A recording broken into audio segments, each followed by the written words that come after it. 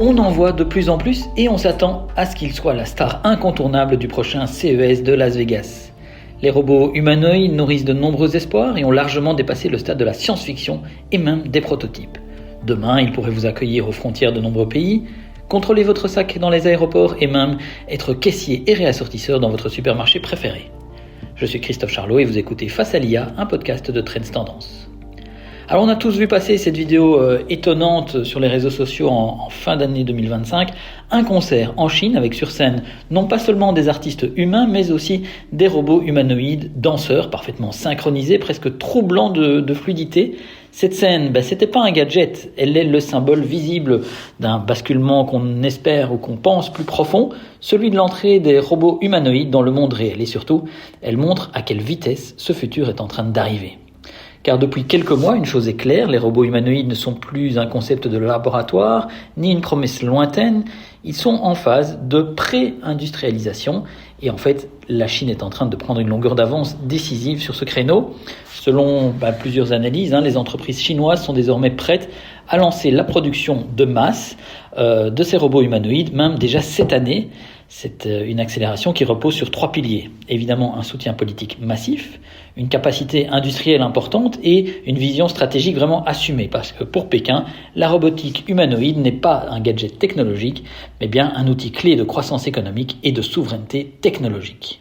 La Chine identifie les robots humanoïdes en effet comme une réponse directe à plusieurs défis majeurs. D'abord, le vieillissement rapide de la population, la pénurie de main-d'œuvre dans pas mal de secteurs, et puis la concurrence technologique frontale avec les États-Unis. Sur le terrain, les avancées en fait sont déjà très concrètes. L'entreprise Unitree, qui prépare une introduction en bourse d'ailleurs valorisée à peu près à 7 milliards de dollars, a déjà marqué les esprits avec des robots humanoïdes capables de danser, comme le modèle H2. Des sociétés développent de leur côté des robots destinés à des usages industriels et commerciaux, avec notamment le Walker S2, qui est conçu pour fonctionner et s'auto-entretenir en continu de la firme UBTech Robotics.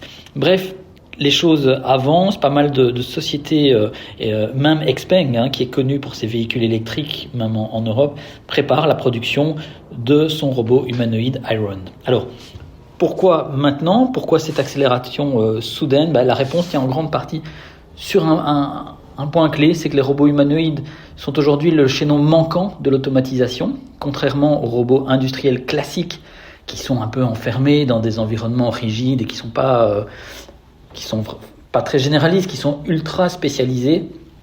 Eh bien, les robots humanoïdes, eux, peuvent évoluer dans des espaces pensés pour les humains. Ils marchent, ils montent des escaliers, ils manipulent des objets, ils réalisent même des gestes fins de préhension et de manutention, donc ce qui ouvre vraiment des perspectives inédites dans les entrepôts, dans les chaînes de montage, dans la maintenance, la logistique, et même peut-être au quotidien chez les consommateurs, pourquoi pas.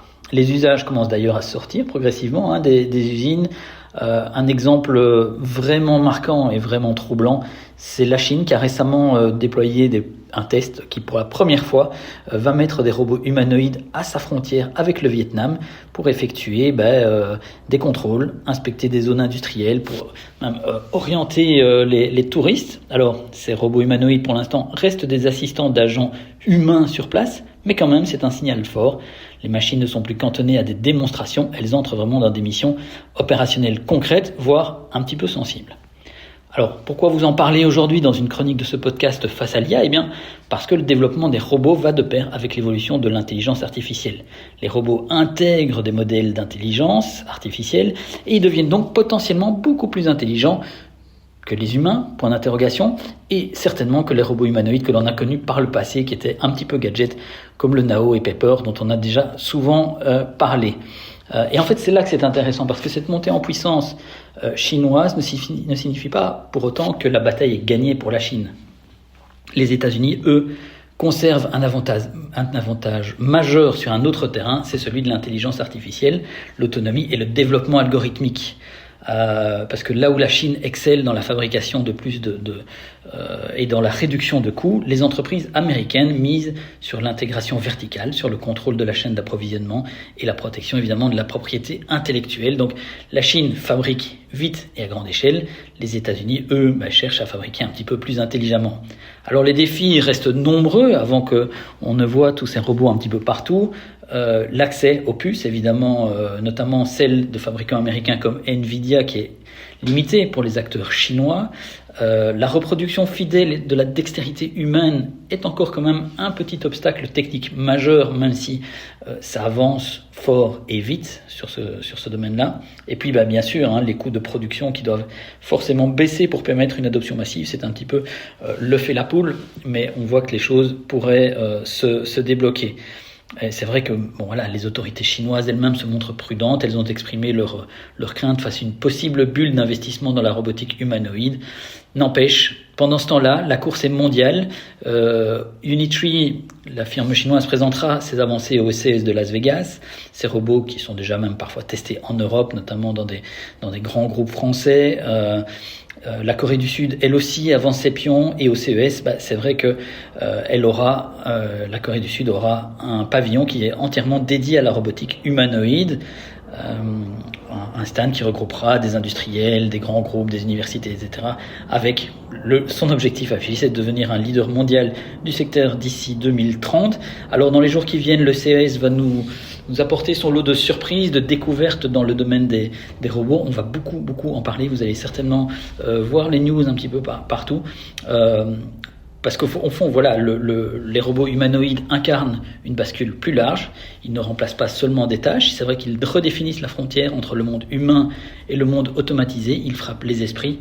La vidéo de ce concert chinois n'était peut-être pas qu'un simple spectacle. C'était peut-être un avant-goût très concret d'un futur qui arrive et qui manifestement pourrait arriver plus vite que prévu.